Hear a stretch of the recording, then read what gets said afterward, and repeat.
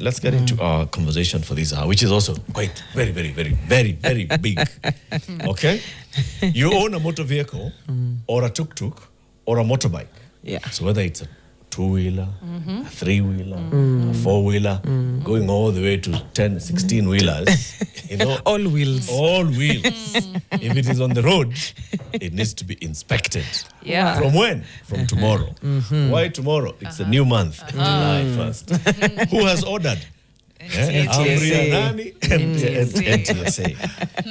Now, what's this all about? The Director General of the National Transport and Safety Authority, Engineer Nashon Kondiwa, is our guest. Good morning, Engineer. Good morning, Eric. Karibu sana. Thank you. Karibu tena. Thank you so much. Last time, it was about cameras. Yeah. Then, he asked you the questions. It went to court. Cameras are back. We'll mention that a bit into this conversation. Now, today, again, it's about inspection of all motor vehicles. But before we get into that conversation, Phalaris is going to give you the day's quote. Karibu sana. Thank you. Today's quote is a Malian proverb, and it reads, "No matter how long a log floats in the river, it will never become a crocodile." How does that speak to you? It speaks to the fact that things will just be what they are. It doesn't matter whether you change the situation or you change what. There are certain things and facts that remain constant. It doesn't matter whether you cook it, you boil it, you roast it.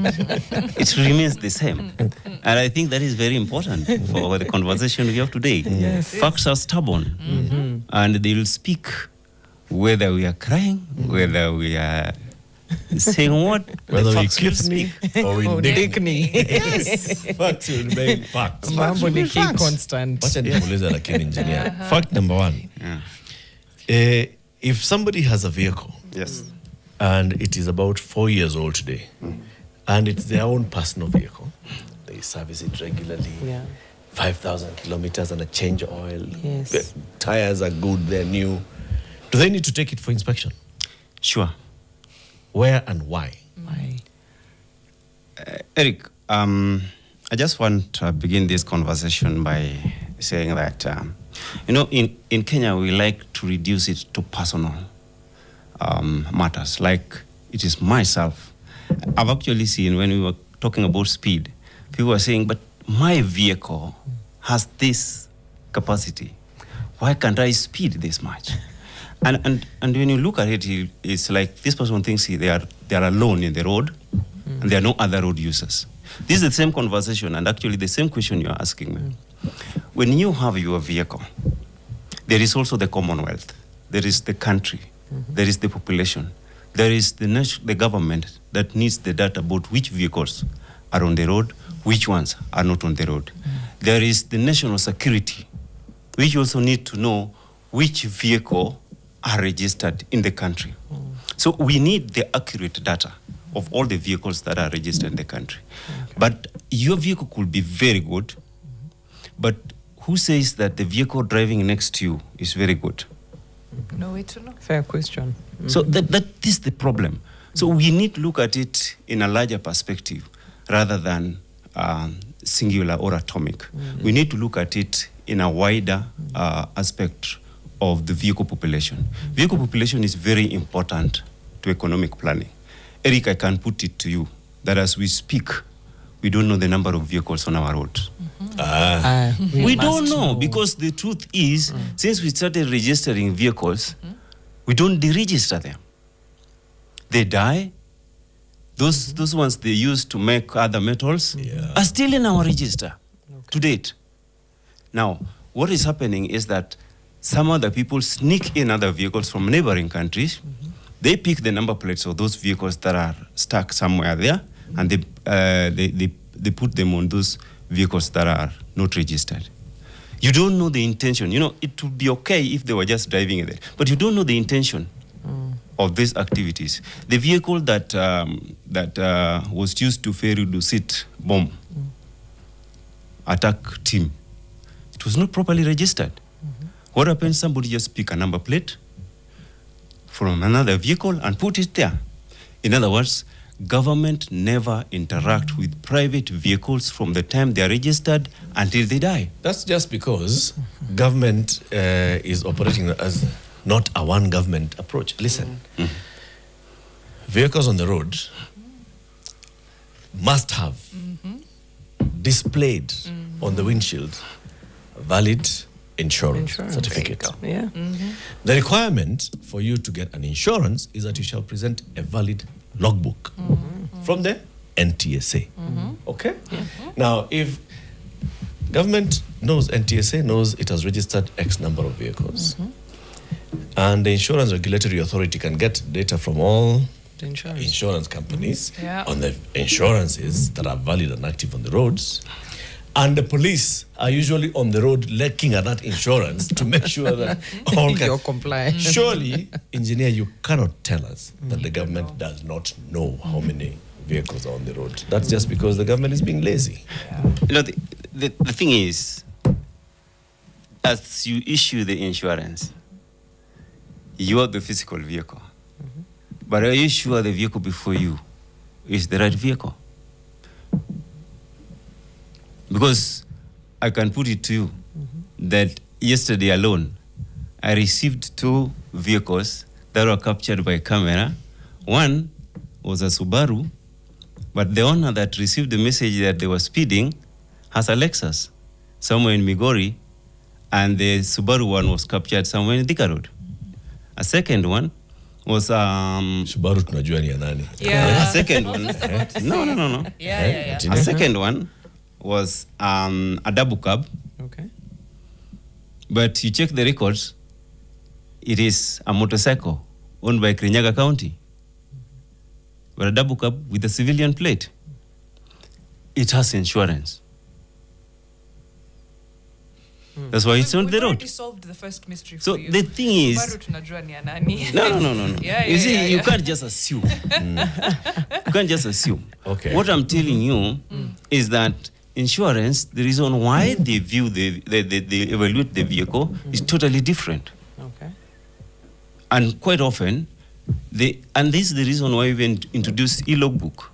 You see, recently, I know you are only picking the controversial parts, but No, we actually you need even to had a know discussion that on the I e-logbook. stopped issuing physical paper logbook. Yes. Because these are the things that were being presented to insurance.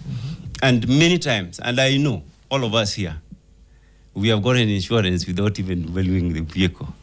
Without the insurance. I know this country. I've been here. You are Kenyan. I'm You're Kenyan. Kenyan and you know how You we call work. your agent and they give you back the insurance sticker. So the interaction with the physical vehicle is the issue here. In a way that you can accurately capture the record. Second, I happen not to have come from outside NTSA. I was working for NTSA and I was head of IT. Around 2022, we tried to clean up the vehicle record by just looking at the completeness of the record. Because again, it's not just a matter of having the record, it's about how complete that record is. Because, a vehicle population like data sets like the fuel type is very critical in energy planning. You want to know how many vehicles are running on diesel, you want to know how many vehicles are on petrol, you want to know how many are converting, like right now, EV.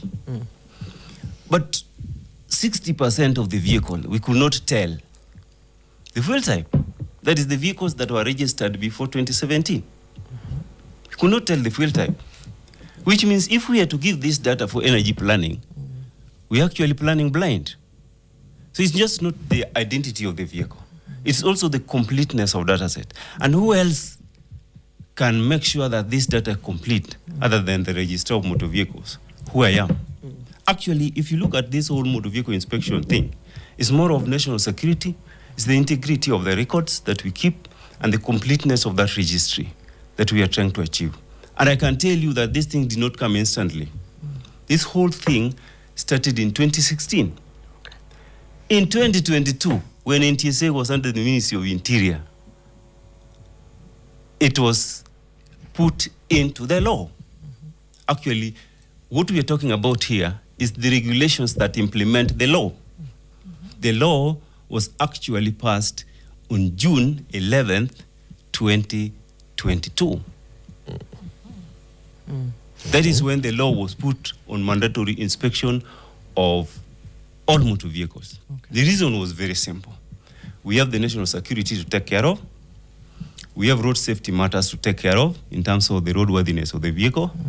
And we need to know the population of the vehicles for national planning. All these three elements, you can only achieve them through a consistent and regular contact with vehicles. And this is not just in Kenya. In fact, in other jurisdictions, what you call vehicle logbook or vehicle registration certificate is renewable every year. And before you renew it, you physically take the vehicle for inspection. Okay. Quick few questions. How often will this inspection be? And I have so many, but let's go one by one. How often will the inspection be? It will be annual. How much will be charged? 2,000 Per vehicle? per vehicle. Any class of vehicle? No. That is for any vehicle that is a motorcycle, a motor car and above, like anything that is not a motorcycle and a tuk-tuk. Motorcycles So and 4 wheels tuk-tuk, and above. four-wheelers. Okay. The tuk-tuk and the motorcycles will be 500. Why So the that's- threshold of 4 years? The threshold of 4 years speaks to the general life cycle of a vehicle. And as I told you, this is more about the integrity of the registry. From the pattern, especially for motorcycles, which is the lowest version of a vehicle, the average life cycle is around 4 years, if you look at it. And that's why I'm telling you I don't know the number of vehicles, because I have over 1 million motorcycles that are 10 years and above. I don't know whether they exist or not. But on average, we expect that motorcycles, most of them last only around 4 years. So that beyond 4 years, we just want to check, is it still alive? And if it's alive, is it still safe for use on the road? Okay. Yeah. That makes sense for a motorcycle. Doesn't make sense for four-wheel drives. They stay on the roads for 20 years, even 30. It's the same. It's the same. If you look at Every other Kenyan jurisdiction, 98% of Kenyans are driving a car older than 4 years. well, Yeah. I know, but why don't we try to have a policy that makes sure, because there are other levers as well, that make sure that people drive much newer cars, because we have also the environment to take care of. We just want, because you see, a car may be 4 years, but still very new. A car may be 10 years, but because of the maintenance regime, it's still very new. But somebody may use a car for 4 years, and it will be a crap. Yep. We have seen So them. we are using an average of 4 years, Okay. so that, because we could have used other parameters like mileage, but that is very difficult to track. So we use the 4 years just to see, is this vehicle still in the right condition, even in terms of environmental impact? Now, please clarify the 4 years. Is it 4 years since the date of Manufacture. So that would ideally mean all the vehicles that are here, because there's Not not too all many the Kenyans vehicles. that are I know driving. Eric Latif New cars. is, Straight from he's a showroom. driving a zero mileage. Just bought the other day. Government vehicles are zero vehicles. mileage. Yeah, government vehicles. are Unless zero you're in mileage. government. Many others, Yeah. well, and some the ultra billionaires. There are several people, of course, who drive the zero mileage vehicles that are less than 4 years old. Yes, granted.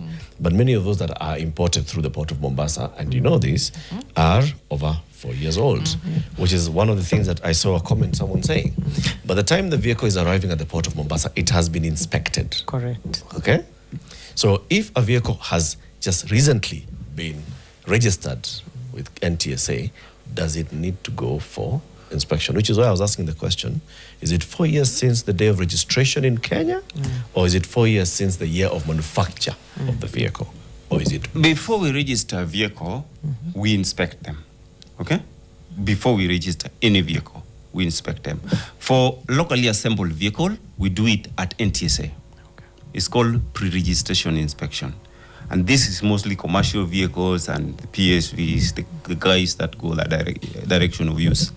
But for private vehicles, they are still inspected by cabs, sometimes at the point of export, before they arrive. And that's the reason why we don't expect them when you are registering them. But after 1 year, we expect the same to be inspected under this regime. so that we don't just assume that the vehicle remains the same condition as it was. And by the way, for your information, it is the private vehicles currently that are the leading cause of deaths on the road. You know, many people think that PSVs are the worst.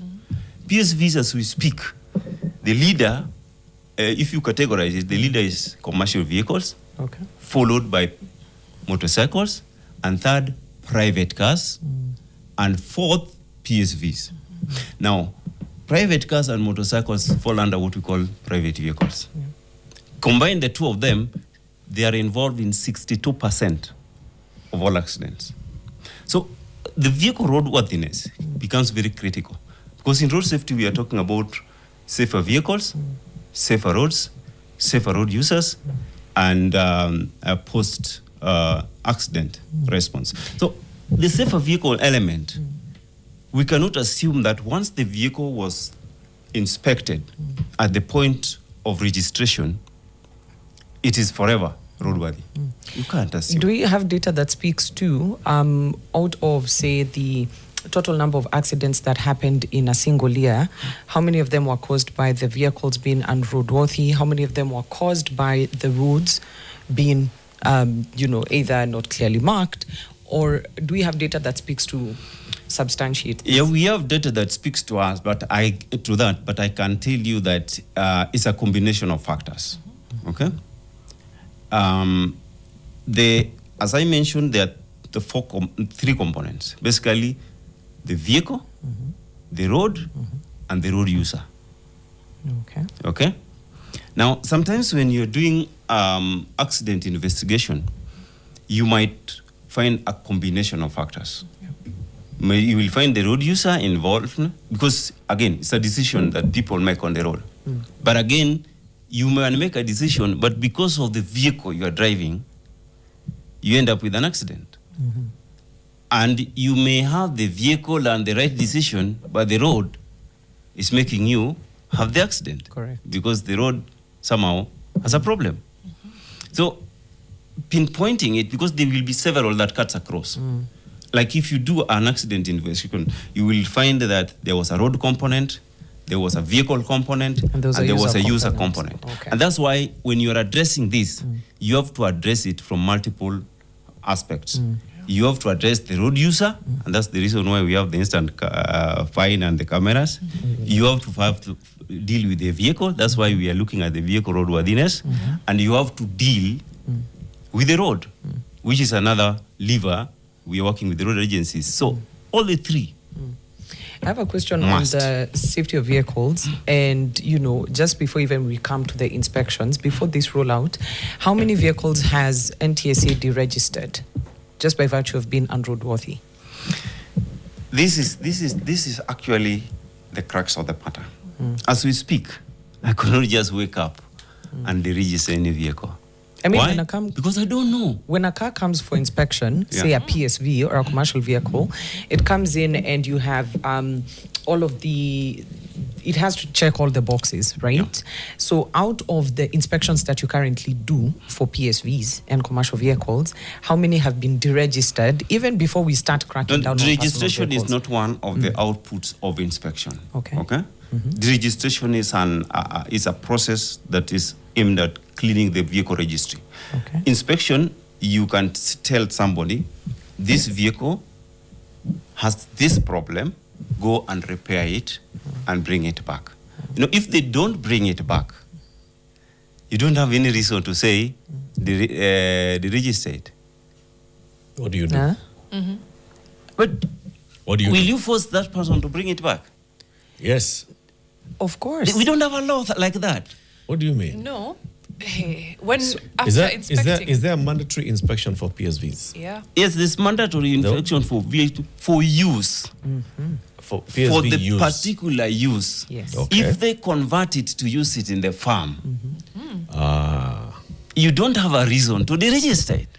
So what you will deny them is a PSV license. Yes. Yes. They will not use it for That's- that particular use, Yes. but they can use it for anything, even to pull a tractor, anything, or a plow. But is it safe enough to be on the road? Is And you it know what not I'm safe? driving at? What I'm driving at is this. We have seen and I'll use the classic case of PSVs that are on the roads, that even to the user looking at the road, the car itself has a hole, a gaping hole looking at the road. It's not safe. Thank you. This Mariam here has a very good example. I told Falaris this, a story of me. How many years ago was this? This was several years ago in a matatu, probably inspected by the NTSA. Thank you. Simu yangu ikaanguka chini. I did panic at first because I mean. Thank you for bringing this, because I can tell you the reason why that is happening is that the moment we say now we have inspected and realized you cannot be a PSV, it is that PSV they will not go for. Actually, if you look at that vehicle, most probably they don't have that road service license for PSV, but they will still be on the road. Which means that the enforcement is broken down. Not enforcement. They are on the road for different reasons. If they carry people, now it becomes an enforcement issue. I was in a matatu. It was a PSV. Yeah. It said PSV. I cannot tell you that you did not prove that it has a license to operate. It was operating without license. And that's the reason. That's the reason why we thought it wise that all the vehicles need to interact with the inspector. The inspector, at least annually. But even, and you see, you've really supported the case I'm presenting here, that even if I bring the vehicle for inspection and you do the inspections and I'm still going to find my way onto the road, whether or not the car is safe or not. We need to take a break, but we'll be right back with Engineer Nashon as we continue interrogating this matter of the mandatory vehicle inspection that's supposed to come to effect tomorrow, and also Mambo ya fines. Talk to us. Hashtag Fixing the Nation NTV. Your vehicle is. And whether you know whether you can take it for inspection. Yeah. And how did you get your insurance for that vehicle? Yeah. Did you take it for inspection or did you call your guy? Yeah. You're like, nitumie hiyo kitu. Just a quick update on football. Morocco has knocked out the Netherlands from the World Cup. Wow. Yeah. I'm sad. Yeah, so it ended 1-1 on regular time, went into extra time, then went to penalties, and Morocco 3, Netherlands 2. Wow. I'm a little heartbroken. So the Dutch home. You're heartbroken. Yeah. I'm just rooting for every African team. Every African. As far as they go, I am behind You're them. like, woohoo. I love the Dutch, but like, come on. Let's go, Morocco. Earlier at night, of course, Germany was also at that particular point where they also boarded their flight back home after being knocked out by Paraguay on penalties as well. 4-3 on penalties. Wow. This Brazil is like waliponea hivi. Just by a whisker. Karibu samurai wapeleke nyumbani. Wow. You know now Brazil is just boarding a bus. Is this the Underdogs World Cup? It could be. It's been the year of the underdogs when it comes to sports. Yeah. So a miracle could happen. It's just like this. What? DRC in Dani. Fingers crossed. Yeah. Now, our conversation continues with the engineer Nashon Kondiwa, the Director General of the National Transport and Safety Authority. Couple of comments. The Kikombe says vehicle inspection can improve road safety, but depends on proper preparation. Without enough centers, staff, and planning, the rollout is chaos ahead. Donge. We shall get a response on their capacity shortly. Fred says, which are these inspection centers? Where are they? How many cars can they process per day? What's the output from the inspection process? Like, I mean, what are they expecting? What's this checklist? Yes. What's a roadworthy vehicle? Yeah. Yes. Engineer, you'll tell us that as well. Still Mike the one, nishaona gari mpya from GM, hata ikuwa imetolewa wrappings kwa seats na ilishikwa. Kwa nini? Bora gari imeguruma iko na makosa ike. Ikiingia tu kwa barabara hivi iko na makosa.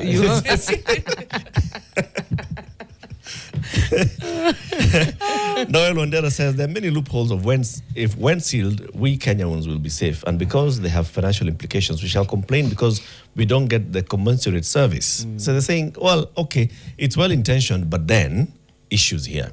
And I saw somebody who said in Rwanda, Outreach says, in Rwanda, motor vehicle inspection has been mandatory for more than a decade. Environmental assessment was introduced. Personal vehicles are inspected annually. Commercial vehicles are inspected every 6 months. So it happens in the neighborhood. But Bibi Usuni says, this inspection maneno new corruption tupu. Tuache kudanganyana hapa. Vehicles have been killing passengers and we rarely hear from NTSA saying anything. It's just a money-making scheme by the National Transport and Safety Authority, telling us that you take a vehicle for inspection 2,000, then you add into everything else 3,000, then you do 500 booking. This is a way for you to just make money. Can I also layer in, engineers, you respond, something that Nelson Harvey was talking about on this could be a very interesting way of bringing back the motor vehicle tax that was about to be introduced in 2024. So maybe you could also speak to that. Well, I think when it comes to making money, and as authority also we need to be sustainable. So I can't say that we don't want to make money, but when it comes to making money, really I have a better ways of making money as authority and as a registrar of motor vehicles. And soon we are actually right now exploring possibility of auctioning a number of places. There are so many people who are excited about certain numbers that we can easily make a lot more money than forcing everyone to inspection. But really, for every service that we do, because of the kind of resources that we have to use to do it, there must be some kind of a way to sustain it. And that's why government charge fees. The government don't charge price. If you look at it, honestly speaking, 1,000 for inspection of vehicle has been there for almost 3 decades. The price of even sugar, when this whole thing was introduced, was 8 bob. I was sent to buy sugar at 8 bob a kilo. Right now, the price of sugar is over 100. Now, that is how economy has changed. But the vehicle inspection fee has been 1,000. We are just saying it is now 2,000. Why? Because there are private inspection centers that we need the private investors to invest in. And no one will invest in these things if there's no return on investment. Let's just talk business here. So this is just a very small variation if you look at the inflation and the economic changes that has taken place since the 1,000 fee for motor vehicle inspection was introduced. Okay. Actually, to be honest, we were actually considering having it based on the CC, which would have taken some much larger vehicles to up to 5,000 inspection. But we decided that, look, because of the economic situation in the country and the fees and the burden in the economy, and the economy is not doing very well, why don't we cap it at 2,000? Okay. Which to me, honestly speaking, okay, I know it's still money, but 2,000 per year for Eric who fills full tank at 10,000. NTSA was being considerate, guys. Well, I think it's justifiable budgets, Nashon. Why are we pocket watching each other? No, it's not pocket watching. Come on, it's basically just saying that for every service that we render, we really need to sustain it. And when we talk about investment in these inspection centers, somebody need to buy this machine, because we don't want to do it using torch and kneeling before the car. We just want car to drive through the lane, and by the end of the process, it's either passed or failed. And we also want to test the emissions. The air we breathe even in Nairobi is really not fair. What's the capacity we have? Yeah, how many inspection centers, how many inspectors are they licensed by the NTSA? As we speak, we have 17 inspection centers. We are upgrading them. Our intention in the country, yes, in the country. That's for publicly owned, the government-owned inspection centers. We have 17, and our intention is to have 47. In other words, at least every county to have a public inspection center. The reason being, as much as we are looking for private investors, maybe there are certain areas they will not want to invest in because of the perceived low number of vehicles. As government, we are obliged to provide the service when the law says we provide the service. So we will have 47 inspection centers, which the government is currently investing in to upgrade. And that's the reason why we deferred the enforcement of these rules. Now, second is we are mapping out the country. Actually, we are looking at mapping out the country for private investors in motor vehicle inspection centers. And mapping out, it means that first we'll make sure that there is an inspection center in every county for private, and that is 47. And again, we know the transport corridors, like the Northern Corridor, counties that touches Northern Corridor from Mombasa all the way to Malaba, at least we'll have another 1111. And that will give you another additional 10 inspection centers. So we are talking about 57 private inspection centers. Nairobi, Mombasa, in terms of transport, they are special because Nairobi is almost a home to over 60% of the vehicles in the country. And Mombasa, because of the logistics gateway and the fact that it is the one that the port of entry, is a special place. So the Nairobi and the surrounding, we may add another 10, and Mombasa, maybe another 3. And that gives you another 13. You add to 57, and you get to around 70 inspection centers. So we expect another 70 private inspection centers countrywide. These are privately funded inspection These are privately owned inspection centers, though operating from NTSA's registry. Okay. Because we want, when you finish your inspection, that data is available in NTSA. Does this take into account the size of many counties in this country? Especially up north, the counties are massive. So when you say one per county, there are people who can drive a whole day inter-county because of the state of the roads, because of, So to force them to do that lap every year. So that's the reason why, you see, apart from just the county, there is also the configuration around where the transport activities, and also, I think I missed the element of the population and the vastness of the county. So this is the model that we are building, and that's the reason why, as we speak, we have not licensed any private motor vehicle inspection center. And again, these laws are critical for us because you're not going to ask somebody to invest if there is no law. The laws are there to protect the investment. So if today we say that these laws go away, then we don't have any justification to tell somebody to invest in a private motor vehicle inspection center. They will not do it. Yeah. There was a question about inspection. What is inspection? Yeah. And what's the output of an inspection? The inspection is basically the vehicle roadworthiness in terms of the controls around the vehicle. That is number one. That's the mechanical controls. So you want to be sure, first of all, you want to be sure that the vehicle that is presented for inspection is the vehicle registered. So you basically look at the chassis number of the vehicle, the details as you have it in the registry of motor vehicles at NTSA. That's basically the data check. This vehicle weighs this much.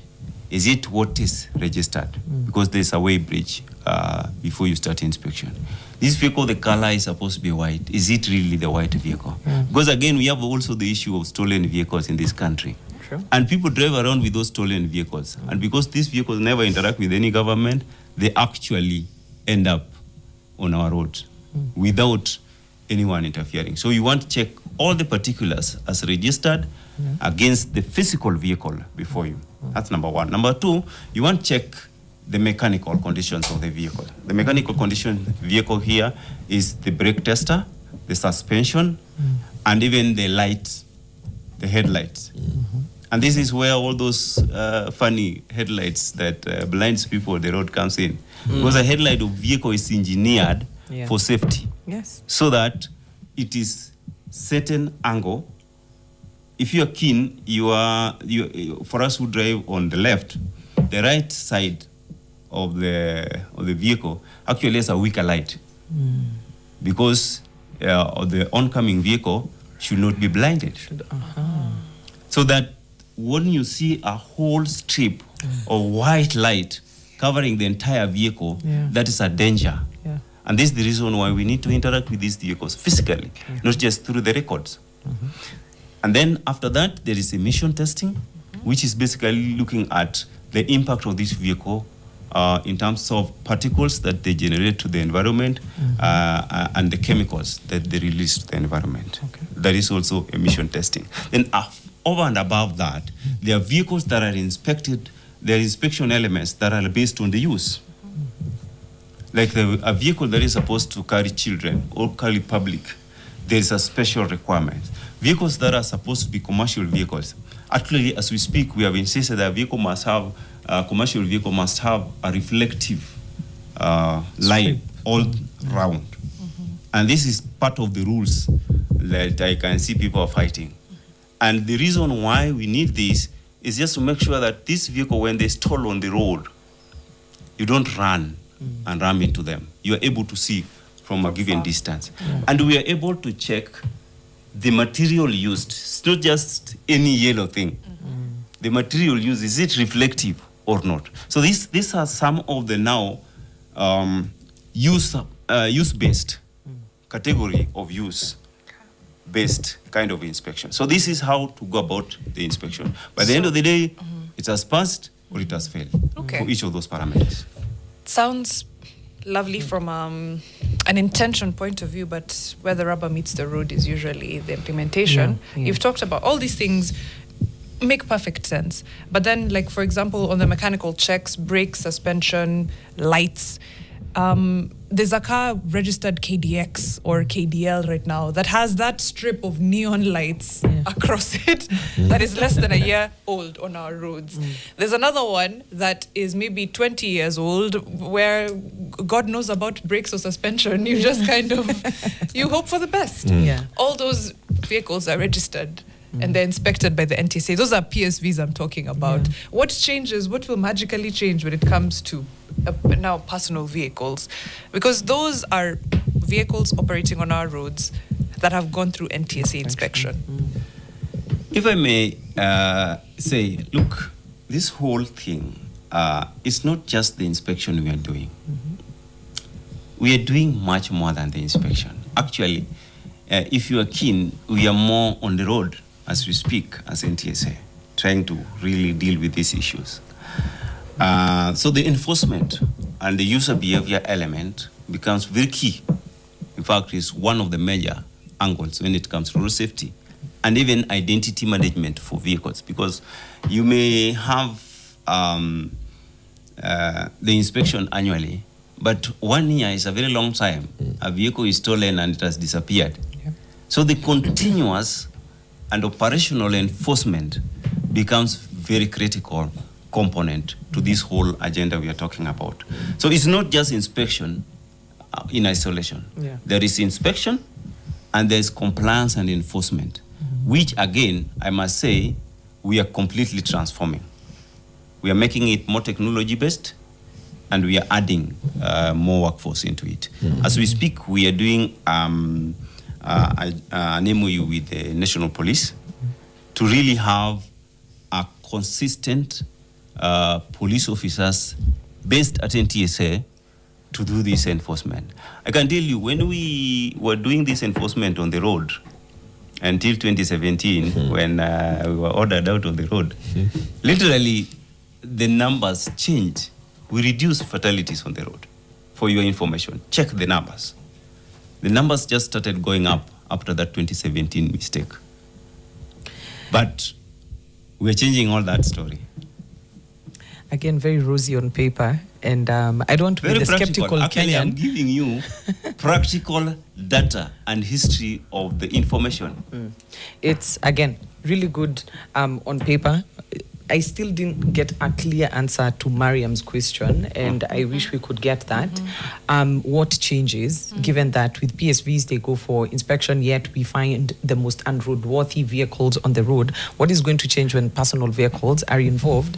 If we could just get a clear answer on that, and if it's impossible, it's still okay, because it still comes down to enforcement. And I've explained it, and we just need to connect the dot.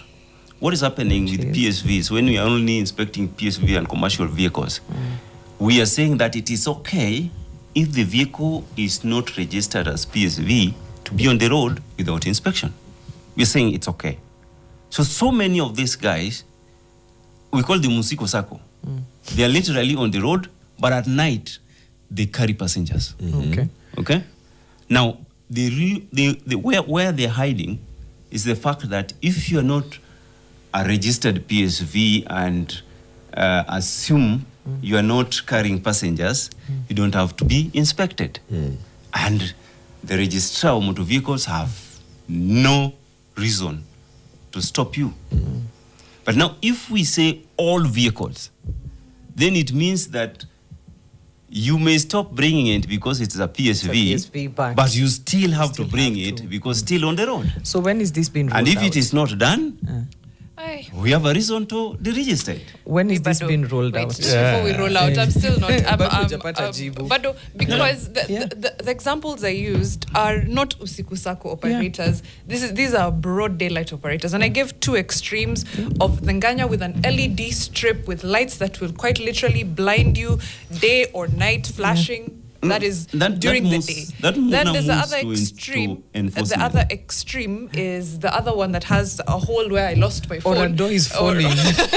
More probably it was early in the morning or late in the night. No. I promise you, if we leave this studio right now and we go to Siende Mbali sana, unaona hapo kwa hiyo kona ya Westlands, as you're heading down, you will find them parked there. Yeah, I know. Yeah, you know where to find them. So enforcement is the issue. Yeah. Enforcement is another angle. So it's no. I told you these things are not operating. Engineer, can we just go back into this?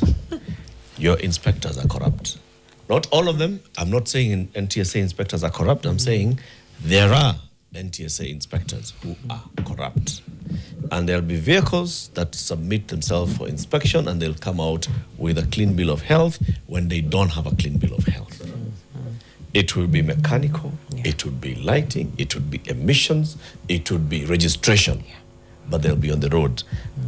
Will you at least just say, this is Kenya, because you've told us this is Kenya many times. This is Kenya. There's a high chance of that. And I've admitted this several times. Okay, when it is so human-based, so the issue is...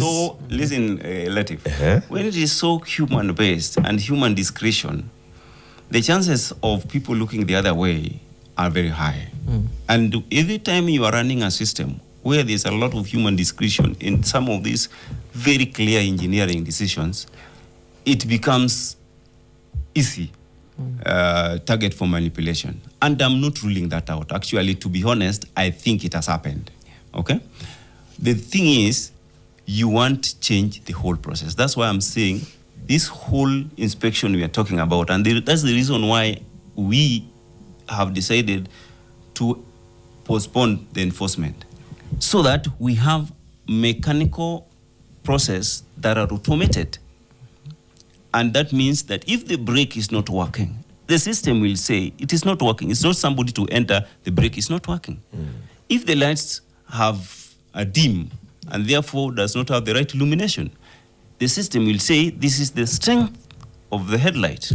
If the headlight is not aligned, in other words, those big bars, the system will say, and the inspector cannot modify it. Okay. So it's automated. So engineer. So it's the whole approach, and we have to start from somewhere. We are maybe somewhere, but we have to start from there. How long before your 17 centers countrywide are automated this way? For the 17 centers, we are looking at by December, we'll have all of them automated. So by December, a vehicle goes in, it is machines that are inspecting it. Exactly. And machines that are giving it a report. Exactly. No human interaction. So when do you want to start enforcing this? We are looking at somewhere next year, but it will depend on the readiness, especially for private motor vehicle inspection centers. And you see, this is a process of licensing, and it takes an angle of more of procurement, because we have to, first of all, somewhere next week, we'll advertise for expression of interest. It will take some time before we even get people who are interested in investing in this place. And with all this debate, I'm even scared that we might not get people who are interested in setting up this inspection center, because someone has actually asked how much goes to the inspection center and how much goes to the NTSA. Labda nafikiria it's in the regulations. It is in the regulations. The booking fee that goes to NTSA for road safety is 1,000. The inspection fee, the one that goes to the investor, is 1,000 per vehicle, per inspection. So you say that the rollout will be phased out. Yes. So tomorrow, there should be nobody that stops anybody on the road says, "Wapi." And I don't even know where this came from, because in my communication, and that's the reason I decided to communicate, because these things were published in February. I just wanted to communicate that yes, they were published in February and they became effective and enforcement was to begin in July, my communication was very clear that the enforcement will be communicated later. It's not starting in 1st of July. I don't know where Kenyans came with the mandatory inspection. All vehicles must be inspected by 1st of July, and we don't know the queue. And this was crazy, but I get it. I mean, we are in Kenya. Okay. So, and how much notice do you expect to give motorists before you begin the inspection? We are seeing a transition of almost a year because for the sheer number. Okay. We are seeing a transition of almost a year. We'll begin the inspection that will give Kenyans time. You know, we are very practical, and we also think, you know, in this country, we have also seen things that are being done. Yeah, we also think. We are not just dumb. In this country, we've seen some of the decrees being done, which really has even landed us in some holes. For us, we are being a responsible government institution. We are very practical. If the inspection centers are not ready, you cannot demand that people have the inspection of their vehicles done. From where? I mean, we will check the capacity, we'll clearly state the transition, and nothing stops us even from modifying it further.